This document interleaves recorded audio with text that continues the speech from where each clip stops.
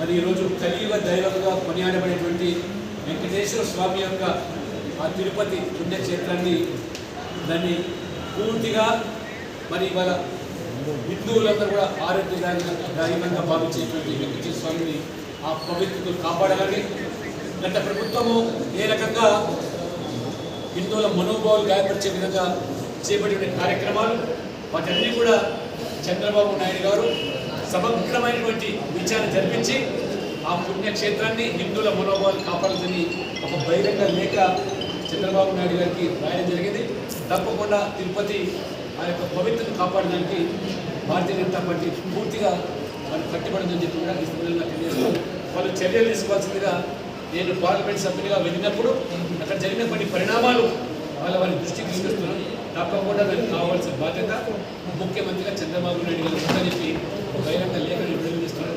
దయచేసి విలేకరుల పరిగణలోకి తీసుకొస్తున్నారు.